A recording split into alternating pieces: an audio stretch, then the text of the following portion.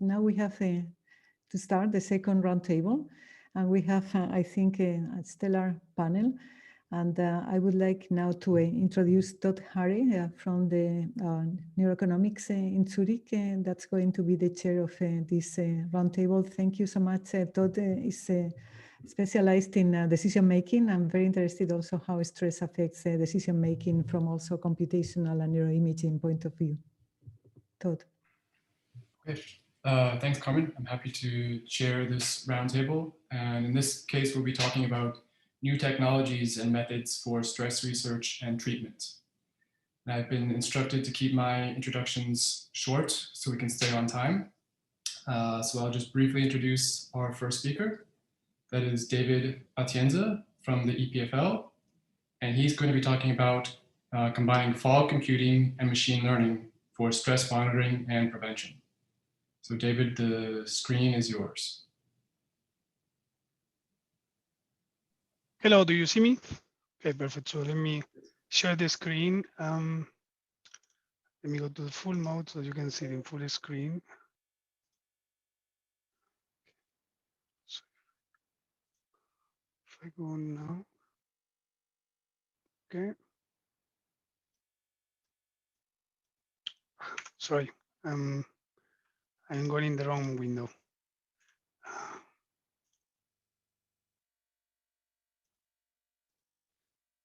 Okay.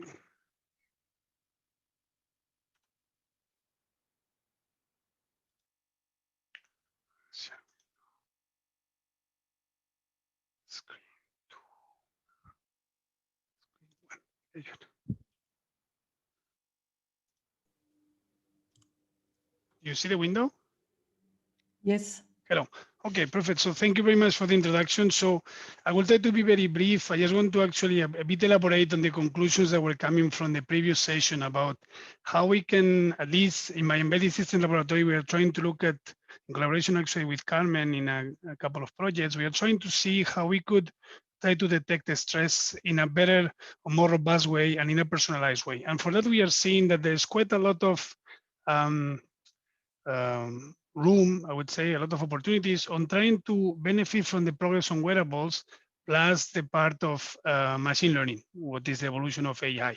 So in this case, I just wanted to briefly introduce. So clearly what we see today, we see how it's actually done in general to monitor stress. You see process of data collection and post-processing, where we try to think, I can argue that maybe it's more interesting than that, but kind of dummy sensors that rely on a lot of expertise that actually are trying to understand what's going on with the person or the situation that is being monitored.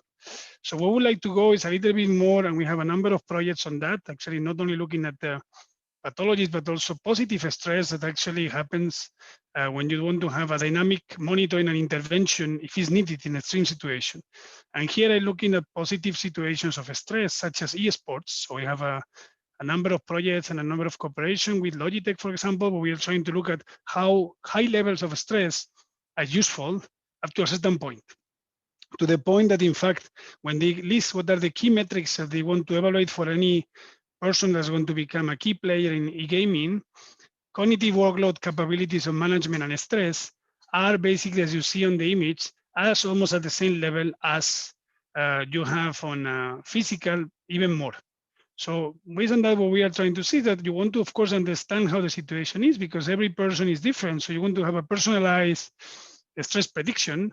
And I think this is doable if you try to go further into the area what Carmen said, to go in the next, I hope it's not, she said the next 20 years, I hope in the next 5, I will be actually seeing already some results. We try to combine fog computing and machine learning in a holistic view. So what is the idea of this? So what you want to have a situation where you have a person wearing a number of sensors in a non-obtrusive way. So for example, you can have a pair of glasses to monitor your EEG. You can have a smartwatch that is monitor your heartbeats, your heart variability. You can have a coordinator, which is your fog AI system, fog artificial intelligence, which is maybe your smartphone. And this smartphone is trying to personalize the system with what you have. And if it's needed to do deeper learning or analysis of your data, it will communicate sporadically with the cloud And thanks to the evolution of the communication systems like 5G and so on, that you're expected to have 1 millisecond latency connectivity in the next 3 to 5 years at most, you should be able to perform even distributed learning. So this is what, for me, what is very often people talk about Internet of Things, of IoT. So this is how IoT for me can actually come into a very complicated domain to understand, such as stress, and you can actually make fog computing, which is all these sensors that are non-invasive working with each other, combined with the area of AI, and in particular machine learning. What does it mean, machine learning here? In the broad sense, is simply learning from multiple parameters how the person behaves, and thanks to the coordinator, you can have feedback every now and then as a user saying, well, I think you are getting stressed, and then you can actually answer. You want to actually have feedback even to include into the equation. Just to show you a few examples very fast, because we don't have time for that, it's just introduction.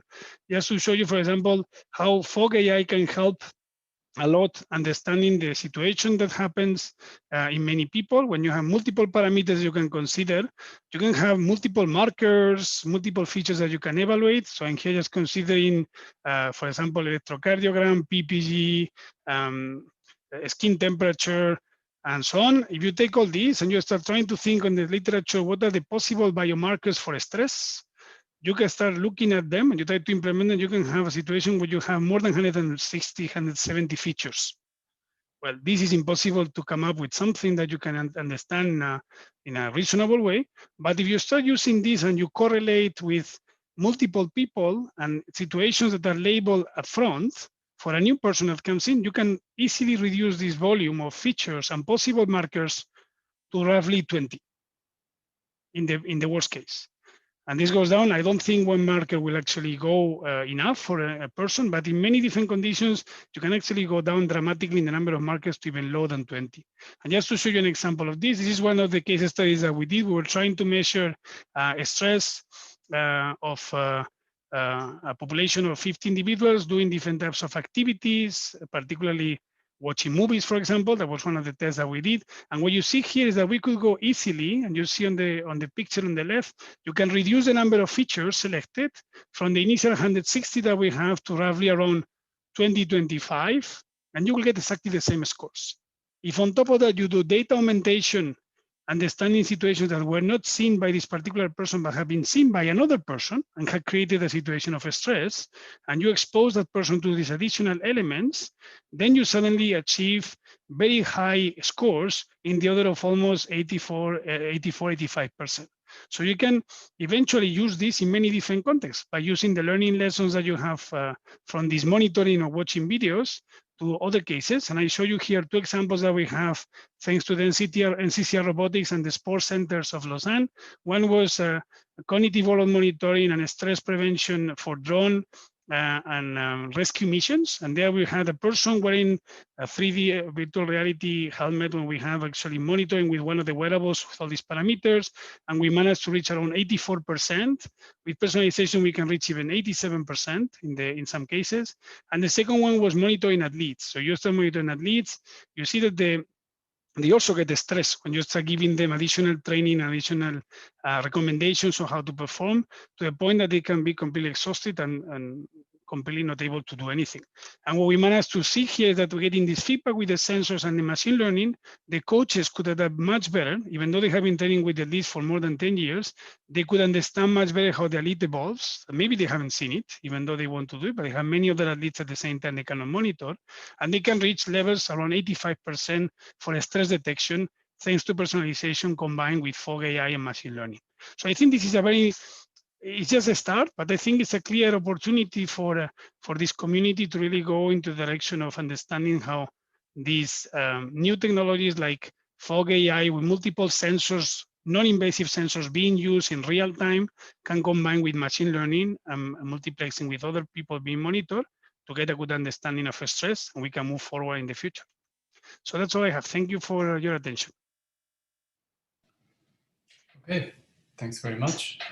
There are no questions coming through in the chat yet, but I have one clarification question. Maybe I just missed this, but so when you're predicting and you're getting these very nice rates, what is it that you're predicting? Are you predicting subjective stress yes, reports? very or good some... point. Very good point. So we are predicting here, and I didn't enter into that because I went very fast through it. What we are actually predicting in this case is when you have, for example, let me give the two cases. So if I think about the drone, what I predict is that you have a very high level of cognitive workload because you have to address a lot of objects on the screen to monitor the drone, and you're unable to cope with it. This creates a stress to the point that you're unable and you get blocked into the situation. So reaching to this level of blocking that you cannot really perform is what we actually detect in this case. So in this case, it was, in the case of the drone, was a binary detection. So it's a 2-level classification. And in the case of the wearables, it was actually for the optimal training, was actually a 3-level classification. We have normal condition, high performance elite, and overtrained. And overtrained means in this case that the level of stress is actually affecting even the performance response of the person when he's actually receiving new orders and training. Okay, thanks.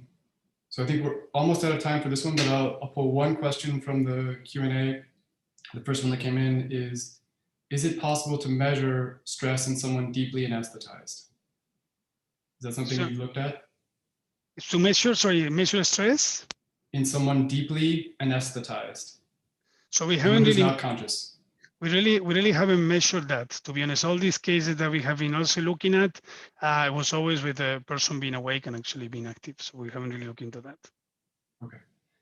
Maybe we'll have a little bit of time at the end to come back to some of these other questions, but we should try to going back maybe to extend on that, just simply to maybe make it clear. I think there's one important thing here that is coming with this wearable and this fog itinerary I'm referring, is that it's very objective. So if we have a good understanding of how can you measure objectively a situation of stress in what the question was about, we could be able to actually make the machine learning algorithms to learn about it, which is actually something that is very often not able to get with questionnaires and feedback.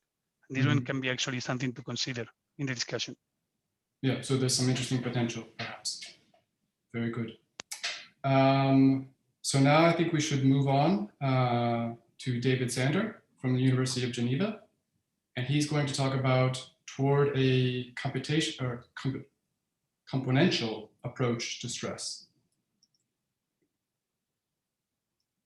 Yes, thank you very much, Todd. Can you see the screen correctly? Yes? Yes. Very good, thank you very much.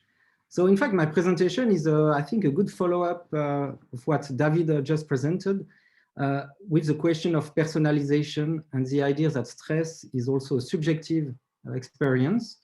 And what I would like to do in this presentation is to make links basically with stress on one hand and the approach that we have to study emotions on the other hand. If you are particularly interested in this approach, maybe I can suggest that you can get in touch with Eva or Alessio in the lab, who in fact do their work on stress in particular in the group. At least they have a line of research on stress. So of course, the idea of relating models of emotion to research on stress is not very new. I mean, we know the work of Lazarus, for instance, who already did this kind of relation between emotion and stress. But things have evolved. And I think what is particularly interesting with these models is that it gives us a view of individual differences and explaining why someone would be stressed by an event, but someone else will not be stressed by an event. For instance, we all know with the COVID situation, and we saw it also with the Swiss corona stress studies that the network run, some people were very stressed by the situation, others were not stressed. So how can we explain these individual differences?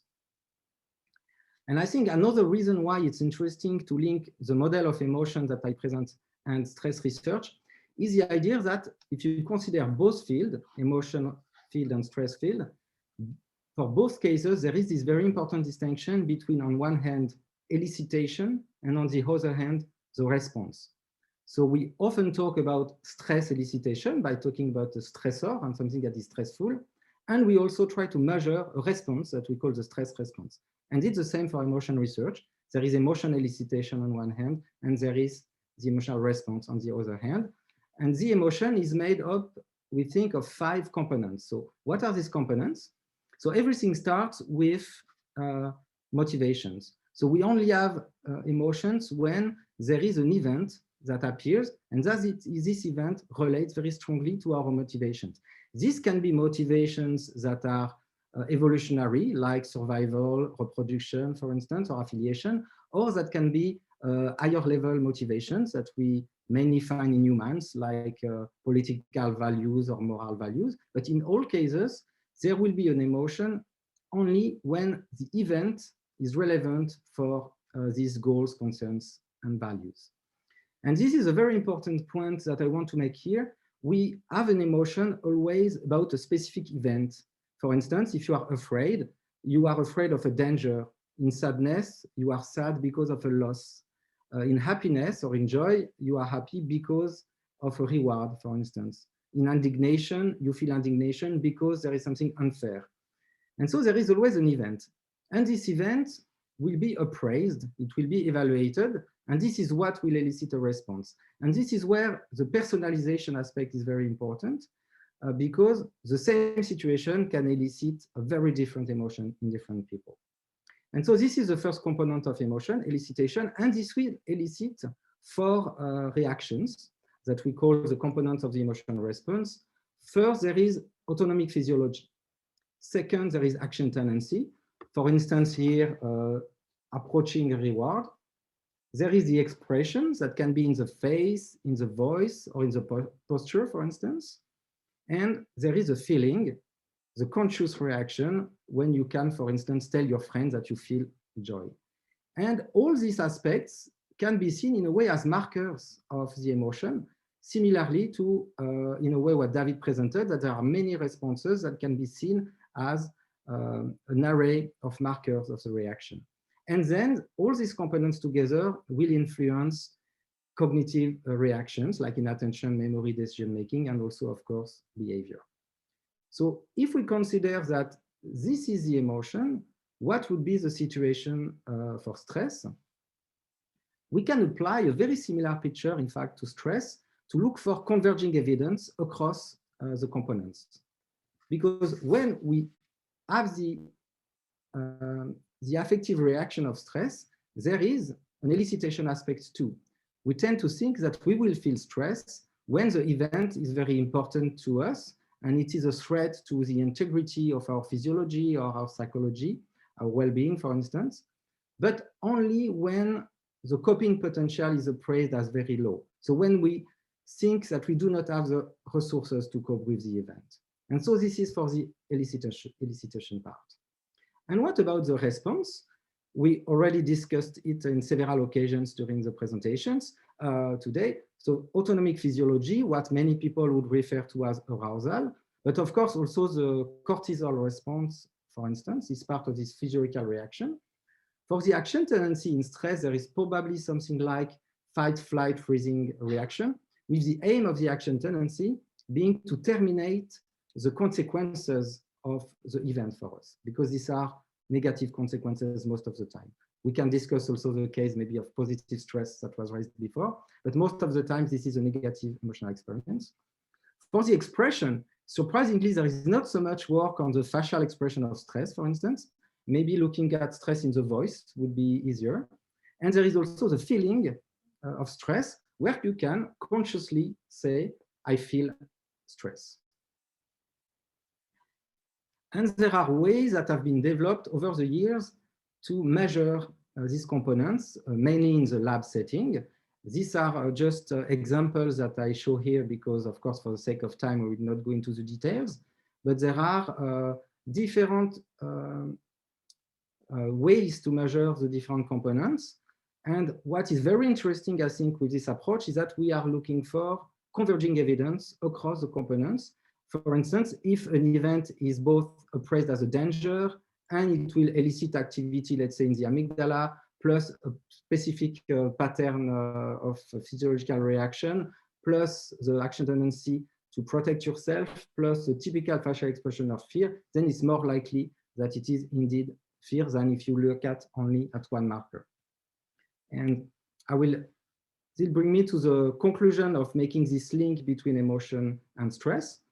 So first, I think it's useful because it brings a general framework for the study of both stress elicitation, people study stressor as such, and on the other hand, for the study of stress response, because we can therefore not only concentrate on one marker, because cortisol, for instance, is not a marker of stress. It's not because you have cortisol that you have stress, of course, so you look at converging evidence. Second, I think it's interesting because these types of models have been also used for other domains to link research in rodents, in animals, and in humans. We can think of the work of Ledoux, Berridge, or recently a book by Anderson and Adolphs on the, looking at emotions across species. It's also a framework that allows to study not only stress itself, but the effect of stress on cognition and behavior, for instance. And the last point I would like to make is more a conceptual point for future research. I think it's important to wonder whether stress should be considered as a specific affective phenomenon, maybe a specific emotion in itself, or whether stress maybe would accompany in a way, would be a mode of functioning of many emotions like fear, sadness, disgust, frustration, for instance, in the cases where we appraise our coping potential as being very low. And with this, I thank you for your attention and look forward to the questions and discussion. Thank you, Todd. All right, thanks very much. Are there any questions from the panel to start with? Or we wait for questions from the audience? So there was one question to the previous talk that I think is actually also relevant here. The original question was, how does the complicated machine learning approach relate to simple subjective reports? But I think you could translate that to your componential approach as well, where you're looking at all these different factors. And how do you think that what do we gain from this beyond just asking people how they feel? I mean, it's a very good question. And it's important for all emotion research, in fact. The problem with questionnaires, of course, is that you do not really know whether the person will tell you the truth, for instance, because of social demands, for instance. But it's not clear that we can all have clear conscious access to our feelings. Maybe sometimes, we implicitly regulate our emotions, and we will talk about emotion regulation later. So it's not clear that we have always conscious access to our action tendencies, for instance. And then it's a question of what is the final determinant of our emotion. Imagine someone who have all the signs of being angry towards someone else, but says, oh no, I'm not angry, I feel well. Is it really an absence of anger or not? So I'm not sure that the ground truth is subjective report. But I think it's very useful if you want to be sure that the person feels a particular emotion, that you have changes across all or most components. Then it becomes more credible, if you wish, that this would be this emotion or this would be stress rather than something else. That would be my answer. Yeah. The subjective report is one component in your framework, so it's not separate. It's one component, which is a feeling component. Yes, exactly. A way to measure the feeling. David, what do you do with a signal that does not relate to any subjective feeling? How do you interpret this signal? Then the difference I would make is whether there is an hypothesis or not. If I have, the hypothesis that given the situation, I think that the individual should have increase of heart rate, for instance, or skin conductance response, then I would take it very seriously because I have good reasons to think that the signal should happen in terms of the theory. But otherwise, that would raise more doubt about whether or not the signal is noise or what we should do about the signal. So in that case, I would use an hypothesis-driven approach as much as possible.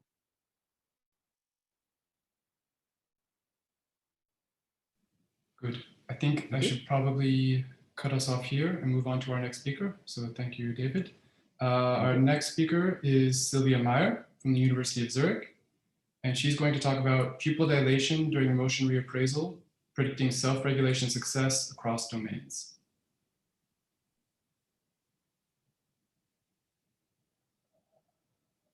I can't quite yet see. I will share my screen in a second. Hold on a sec. There we go.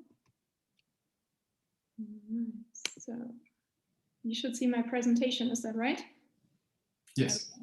So I'm connecting basically directly to the previous talk, I guess, but also to Johannes Bohacek's talk from the first round of roundtables. I'm going to talk today about the adaptive use of arousal for self-regulation. This is work I've done together with Markus Gruschow at the University of Zurich. And we believe this is interesting to us in the stress community because emotion regulation has been suggested as a key component of stress resilience, but it is difficult to assess how much individuals actually engage in regulation. And it would be great if we had some form of unobtrusive measure that tells us how deeply individuals just are engaging with this regulation and how successful they would be in the end. In this project, we've been using pupil dilation. It has been used as a proxy for locus coeruleus activity, which indicates the activation of the noradrenergic arousal path. And multiple theories in the past decades have posited that this locus coeruleus norepinephrine network mobilizes arousal in service of regulation and control. So what we are using as a task is, let me quickly walk you through it, a classical reappraisal paradigm of emotions. You have two conditions. One is you just view an emotional image, you look at it for 7 seconds, let your emotions unfold, and then you rate your current feeling on a self-assessment mannequin scale here. In the other condition, you're asked to use an instructed reappraisal technique. You look again at the image, but this time you try to make positive feelings less positive, so more neutral. And the same for negative feelings, you try to make them more positive, more towards neutral. And you again rate your current feeling after these 7 seconds. We calculate your regulation success. In case you saw a positive feeling, your view rating should be higher than the rating after reappraising. And the negative rating or the negative reappraisal is rated vice versa. Regulated images should then have a higher feeling than if you just viewed them. And during these 7 seconds of regulation or viewing, we are measuring the pupil dilation signal. This is how it looks like. We are seeing here on the x-axis the 7-second time window, and on the y-axis the pupil diameter. Red are the negative condition, regulate and view, and green are positive conditions. Note that in the positive and negative, we each have equated on average the arousal and valence properties of the stimuli of the view and regulate condition. So what we see here in these bold lines is that regulate always seems to drive the pupil dilation up more than the view condition. And we know that since we have equated the stimulus sets, this has to do with regulation. In this project, we were then to test actually where we can quantify the regulation response. And for this, we are lumping together both regulate, positive and negative, and we are subtracting the view signal in order to get the signal in the pupil that's purely based on regulation.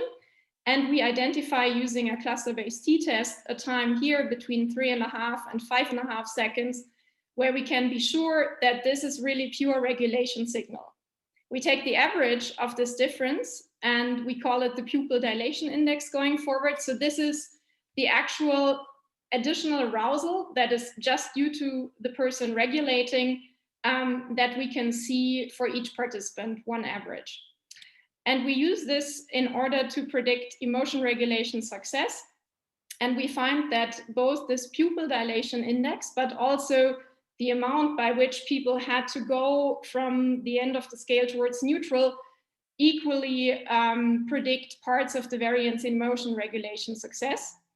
And interestingly, the other thing we find, because we have run another type of self-control task in the same cohort on the same day, which was a dietary self-control task, we find that this pupil dilation index that we identified during emotion regulation actually also tells us something about this person's ability to use dietary self-control in another task, where we actually find quite substantial portion of 26% variance explained by your regulation effort or arousal response that people mount during emotion regulation.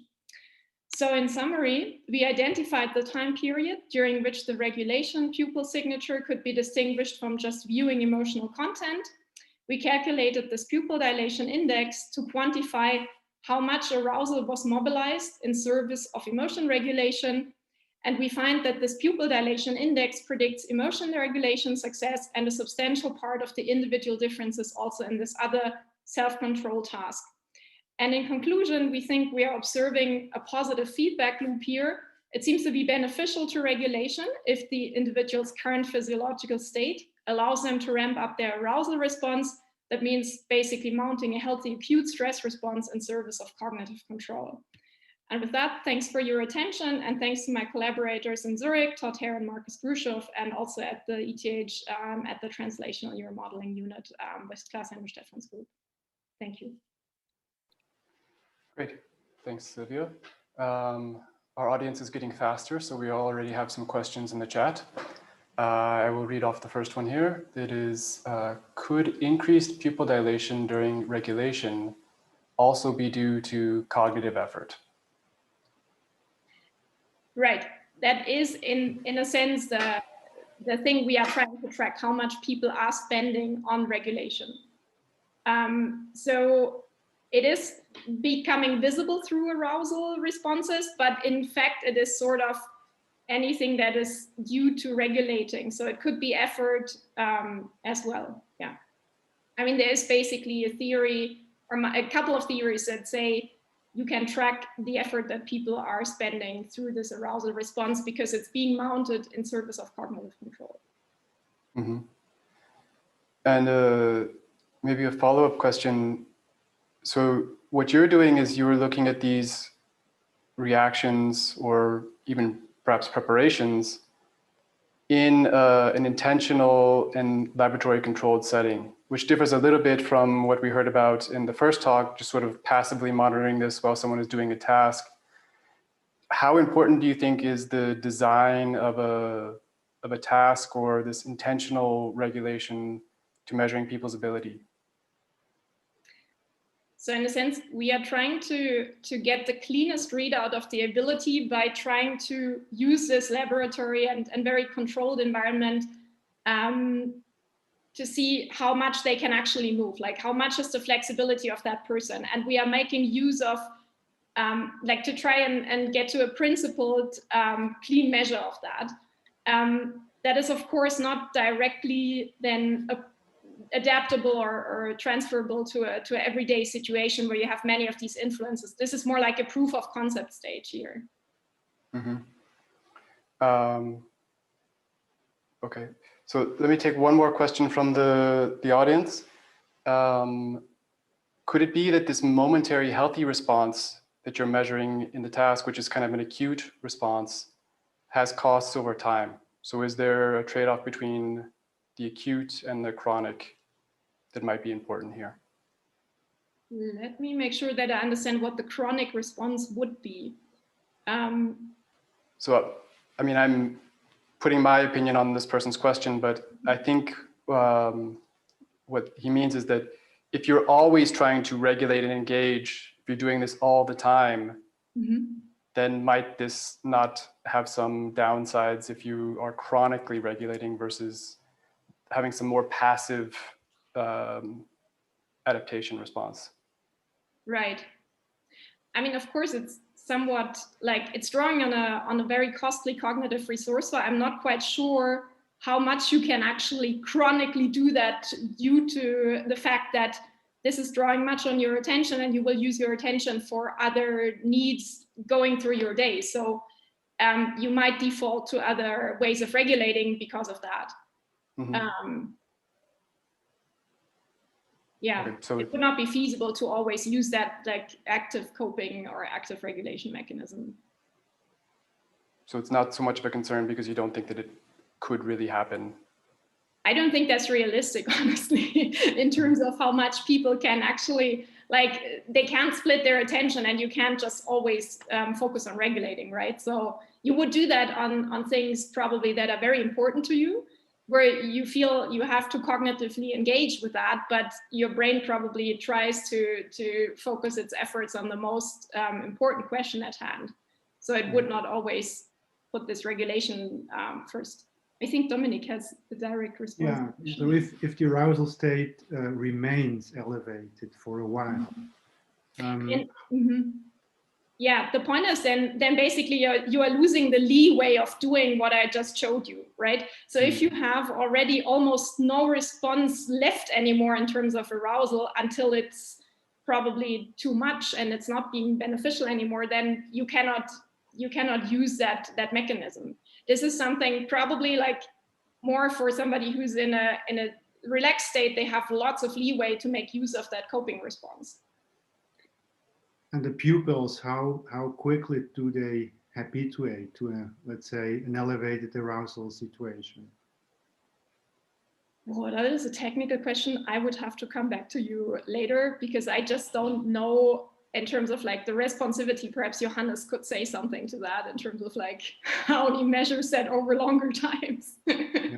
I'm happy to deliver the detail later. Okay. Speaking of later, we should probably move to our next speaker, which is in fact Dominique de Quervain, one of our co-presidents of the Swiss Stress Network. He is at University of Basel and is going to talk about virtual and augmented reality apps for the treatment of phobias. All right. Do you already see my screen? Yes, everything looks good. Okay. So, all right. So I'm going to talk about virtual and augmented reality apps for the treatment of phobias. And in fact, I forgot one word, the standalone, because we are really interested to develop apps which can be used at home. So the first app I'm going to present is an app for fear of heights. Do you see this screen now with this man sitting on the rock? Yes. Perfect. So this is a very common fear. Of course, many suffer from it, and there are many apps already available and techniques. Here's one that we used actually 10 years ago in the framework of a study when we investigated the effects of cortisol. And they actually have all in common that they use a programmed world, kind of a game-like world. And we were never really happy with that. We thought it could be much better with a realistic environment. And so we actually started to develop our own app. And we used a drone with 360 videos from real environments, and then programmed an app called Easy Heights, which works on a smartphone combined with these goggles. And it's the basic principle is exposure therapy, and we programmed it like that it starts really more or less on the ground level for patients. So they are in this cage here, and when they feel fine, they can go further up, and there are 15 levels up to 70 meters. And this is how it looks like. So they can look around with the goggles, and when they feel fine, they can indicate then on a scale. And if they don't have really a lot of fear, it goes up. They do this for 20 minutes or half an hour, and eventually they go up to really high levels, like 70 meters above the ground, and then it looks like this. The good thing is that you really only get there when you always feel fine, so there is no rush, and people can really take their time to adapt to the increasing heights. Now the question is, do such treatments work in real life? And we tested that actually on the Uetliberg Tower close to Zurich, and we let people go up the tower as far as they could go. Then we had them either trained at home with easy heights or no intervention, and after 1 month they came back to the tower. And what we observed is that at a certain level on the tower, You can see the control group does not improve over time. So there's just it's also known, of course, the fear of heights is a very stable fear. But after the intervention with Easy Heights, they had a significant drop in fear. And actually it was at the effect size similar to real life treatment. So that's actually very good news. And so we were inspired by this and also tackled another fear, the fear of public speaking, also a common fear. And here the app is called Fearless Speech. And we basically also had an exposure treatment here, starting in a very relaxing environment without any people in a lecture room. And then over time, added some people, first with very friendly faces, and then more people, neutral faces, and even more people. So here, 100 people in this lecture room. And you know, some here are sleeping, others are really bored. And the idea is that you really get used just to look into the audience, that you get don't get stressed by it, and finally to learn how to deal with such situations. And also here we tested whether actually it works. We took this kind of trio social stress test where the subjects have to give a talk in front of an audience in a pretty stressful situation, and again had a group having trained on this app while the control group didn't train. We had a 1 month waiting period, and here again tested them in front of the audience. And also this app was very successful. Here you see the control group, no improvement, but the intervention group with the app actually reduced the fear, also at the actually large effect size. So then we had also developed an app for fear of spiders. Now here we used a augmented reality app, which also is on smartphones, but does not need virtual reality goggles. So we basically, when you open the app, there are different levels, different tasks.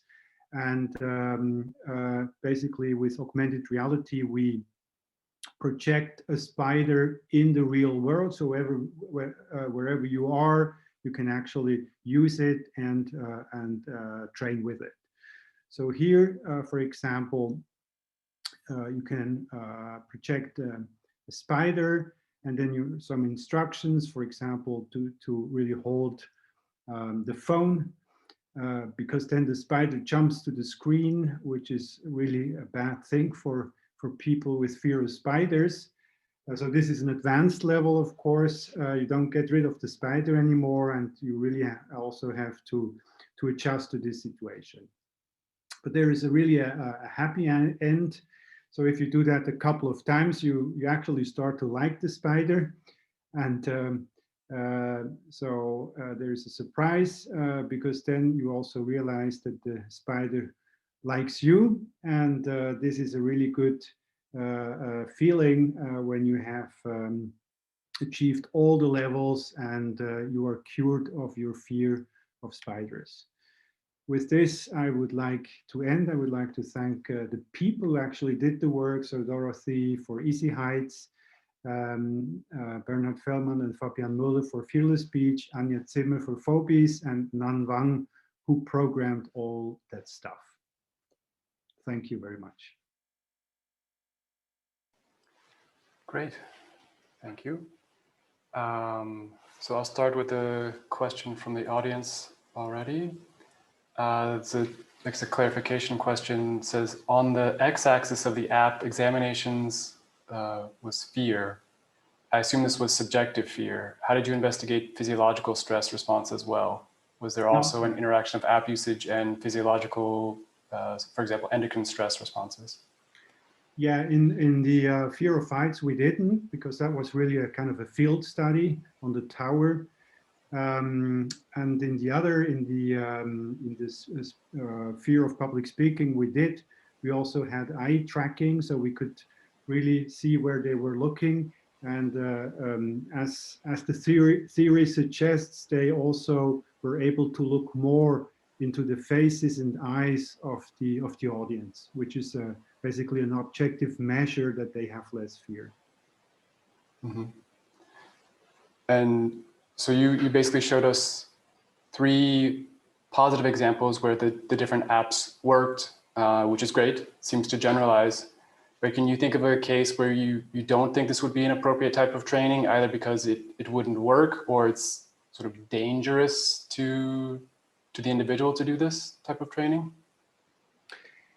Yeah, I guess so. More complex social fears will be a challenge, but certainly also a big, let's say, opportunity for virtual reality, because you're able to really, let's say, have the right stimulus for each patient. So this is a great opportunity, but of course also a challenge, because you have to program all these different kind of situations that can be personalized. Mm-hmm. Very good. I think we'll probably talk about this more in the general discussion, but in order to stay on track and give Carmen her time, I think we should switch over now. So we switch to the other current co-president of the Swiss Stress Network, Carmen Sandi. She is, of course, from the EPFL, and she's going to talk about going from human behavior and metabolism to psychopathology, studies on virtual reality and MRS.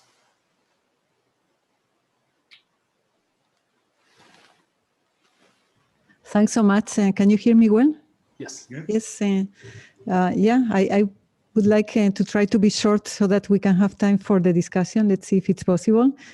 So normally our lab has 2 components, and now it's not working. Okay, here. So one main focus, of course, is animal studies that we do, and more recently, but already for many years, we started working in humans, and mainly translating approaches or ideas that we take from animals, and then we go to humans to take it further or to translate it. And I'm going to focus on that part for this talk today. And yeah, because the roundtable is about new technologies. Indeed, we've been using virtual reality, which is maybe not so new anymore, but we are trying to use it in ways that might be slightly new. And in the lab, we have focused quite a lot in the recent years in developing some diagnostic tools with virtual reality. So, for example, we have here a situation that it's quite stressful. I'm going to show it to you. I hope it works. You don't hear the noise, eh? So this is a stressful task that consists on people have to solve mathematical situations quite quickly, and they're quite a stressful situation because the floor breaks if they fail, and everything goes very quickly, and there is a terrible sound, and then there is a control situation. And we have now validated that this leads to increases in heart rate with time, also decreasing heart rate variability, which is an important marker of stress, and also to an increase in cortisol. And this is something that we are preparing to submit for publication, and it will be available for people that want to use it. Of course, an advantage of virtual reality is that we have tools that are quite standardized and can be used across different laboratories without having different individuals affecting the stressful situation. So I think this could be quite interesting new tool. And then we also have this dark maze where people explore under uncertainty, and it also leads to a sustained activation of the stress systems. So one thing is diagnostics, that now we can use indeed these tools to look for whether or not a treatment, for example, has an impact on how stressed individuals respond to stressful situations, or other different type of diagnostics for individual differences for patients, etc.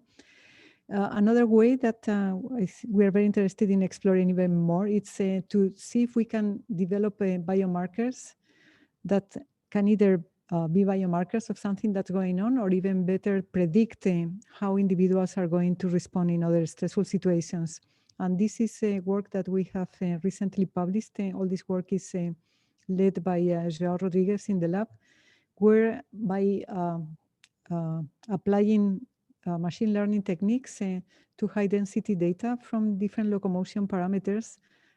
Joao could predict which individuals were going to have a more aberrant cardiovascular response to stress when stress is of a high level, like the threatening stress situation, or also the stress task that I just showed to you. So this is another way in which these technologies can be used, diagnostics biomarkers, and then also in collaboration with David Atienza, as he mentioned, we are trying to see if this can be also used to predict which individuals are going to be more aggressive, and particularly following stress exposure. So, of course, it's important to predict and to have biomarkers, but it's also good to have to use these tools for interventions. And this is something that we are doing with Marianne Schmidt-Mast, who is also a member of this network in the context of Synergia, Swiss National Foundation project. And it's mainly what we are trying to do is to see if we can find predictors, physiological and behavioral predictors, but mainly also physiological, of stress, and also predictors of performance when giving a speech, and particularly if we can identify advanced, like anxiety-related predictors, let's say, before the individuals are exposed to the actual task.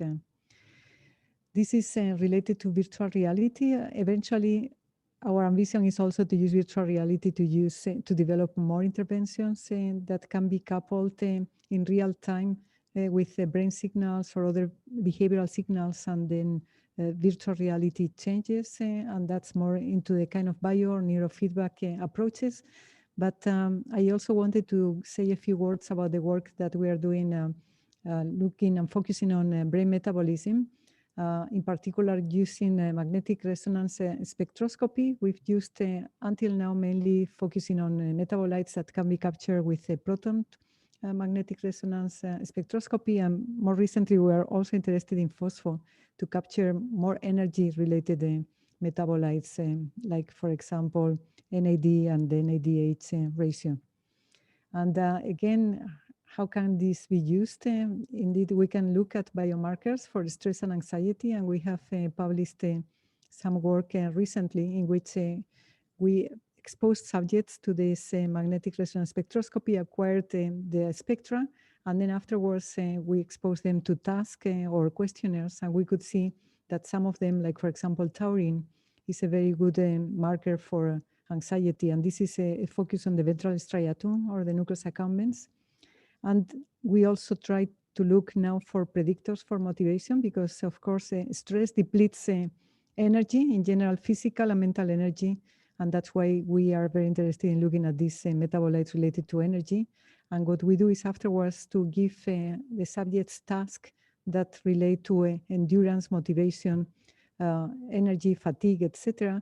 And then we apply, in this case, we applied computational modeling. Eventually, we are also planning to apply machine learning techniques to see whether we can predict from the metabolites the behavior and also the neural engagement by also coupling this with fMRI.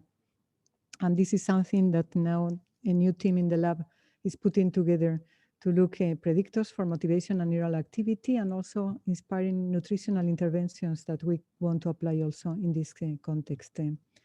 So I don't want to take more time. This is a kind of a pipeline that we have in the lab with participants coming in different days and being exposed to a deep behavioral characterization, plus the virtual reality and the metabolic measurements. And I would like to acknowledge everyone in the lab because I think everyone contributes not only to the human work, also the animal work, but we are always interacting for the development of projects. And I would like to thank you all very much for your attention, and perhaps do some publicity that we are organizing the next EVBS meeting that's going to take place hopefully in September here at the EPFL. And I would invite you to have a look at the website because the program looks very nice. Thank you. Okay, great, thanks. Shall we, are there any questions for Carmen first from the panel, or should we already open it up? We have 6 minutes, I think, for general discussion. So it's open for general discussion. Yeah. So you all sent me some ideas beforehand, and I guess one of them that seemed, some of the questions from the audience also picked up is, are there any risks to these predictions and technologies that we're developing in terms of reverse inferences?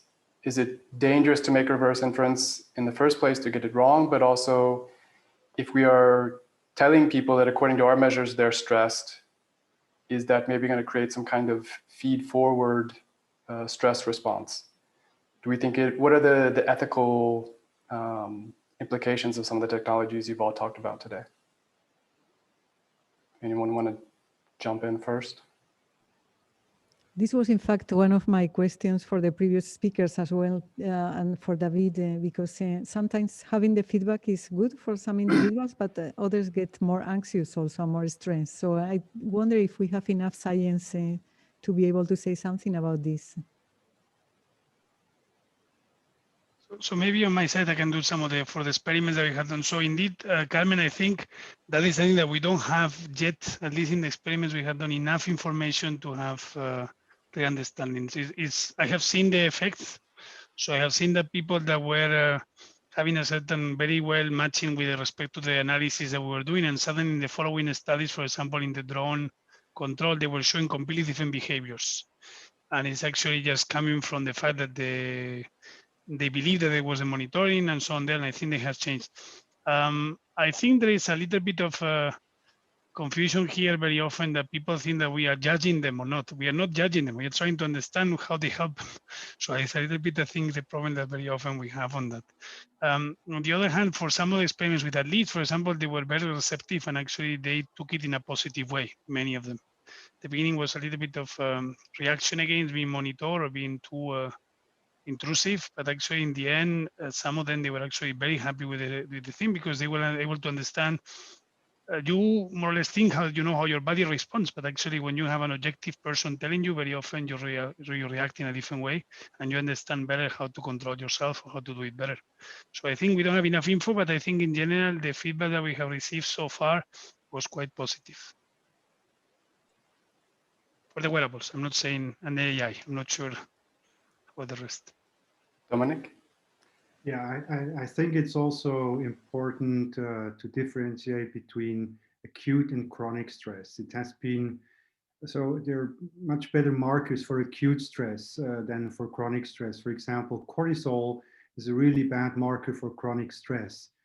And maybe also it's less about, making diagnosis, but rather follow one individual over time and see how this individual changes, perhaps because of an intervention. So I think it will be very hard just to make kind of a classification of chronic stress just based on measures, but or at least we do have to get much more data on that. And do you think it's harder to pick up individualized chronic stress than acute stress? So you think there are individual differences in both, I would imagine, but you think it'll be more variable for chronic stress? Is that accurate? Yeah, that's accurate. Basically all the, let's say, heart rate measures and cortisol measures tell that it's much more difficult to really see if an individual is stressed or not. Yeah. Maybe just a comment also on this question of feedback. I think feedback can have the negative aspects that you describe and that we discussed, but let's not forget that there can also be very positive aspects for learning, for instance, because it could be used for biofeedback or neurofeedback or other situations where participants or patients could learn from feedback if the feedback is about maybe specific signals that we can measure. Right, yeah, that's certainly true as well. I think we have 1 minute left. Is there any other topic that any of the panelists wanted to discuss very briefly in our last minute? Maybe I just want to comment something that I'm surprised it doesn't came up because it usually comes, is about the property of the data that we acquire and so on, and how let's say how we respect privacy and so on. And this, I think, I would like to go once again on that.